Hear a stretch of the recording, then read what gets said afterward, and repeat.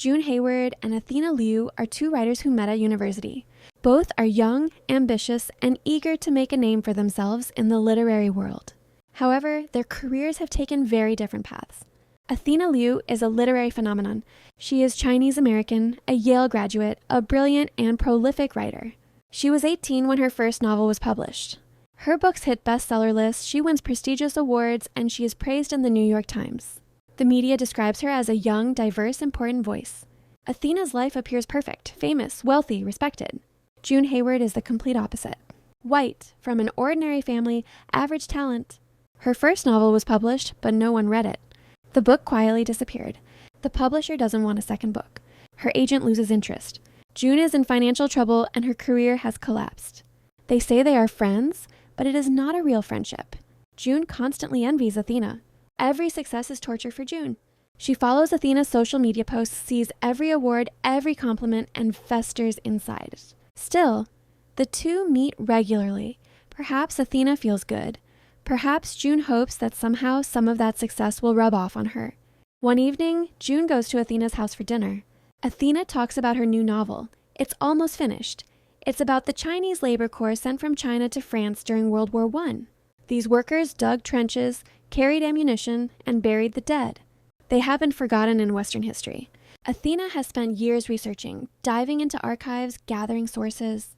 It is her most ambitious work. Then a tragic accident occurs. While eating pancakes, a piece gets stuck in Athena's throat. With the right help, she might have survived, but June freezes. She stands motionless in shock. Athena falls to the floor, gasps, turns blue. By the time June finally reaches for the phone, it is too late. Athena dies that night. There is a funeral. June appears to be grieving. Athena's family and friends weep. The literary world pays tribute.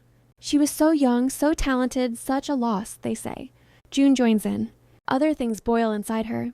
Because she worked on Athena's final novel draft that night. For months, June reads Athena's draft. Reads it again, then begins to change it.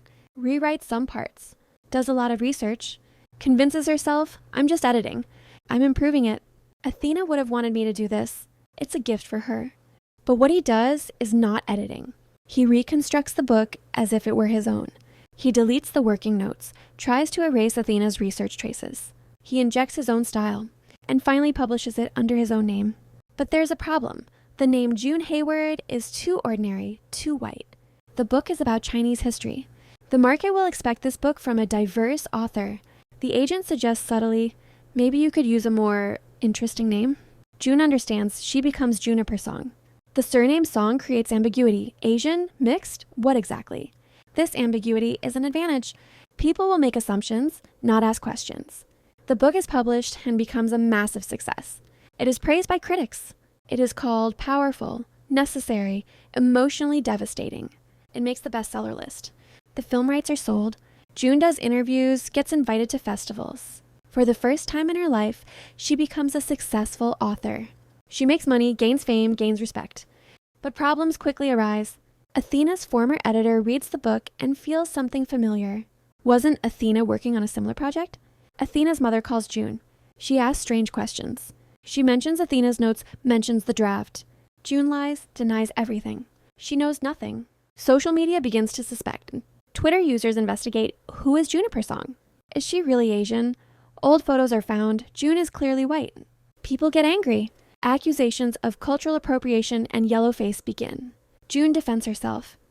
Her mother's family has Asian blood, which is a vague and unverifiable claim.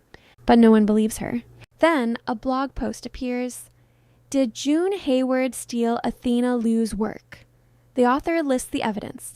Athena had worked on this topic for years, spoken about it at conferences, received research grants. Months after her death, her friend June publishes the same story. It can't be a coincidence. June panics. She hires a lawyer and has the article removed. But the internet never forgets. Screenshots have been taken. The article has been reposted. The debate flares up. The publishing house is worried but makes money. It continues to sell books. June is questioned but denies everything. There is no evidence, only speculation. The publishing house supports her because scandal means sales. June tries to write a second book. Her editor pressures her. The deadline approaches. But June can't write. She has no ideas, no talent.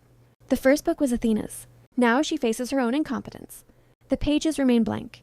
The paranoia intensifies. June reads every comment as an attack. The lynching on social media escalates. She receives death threats. She can't leave her house. She sees Athena in every shadow. Is it a ghost? Her conscience? Madness? A close friend of Athena's visits June. She has documents, Athena's old notes, emails, early drafts. They all match the last front. She issues an ultimatum: confess or I publish this evidence. June is cornered. If she confesses, she loses everything, her fame, money, career. If she denies it, the war will never end. Either way, it spells destruction. The book ends here with an ambiguous conclusion. R.F. Kuang does not reveal June's final choice, but the outcome is already clear. June has lost.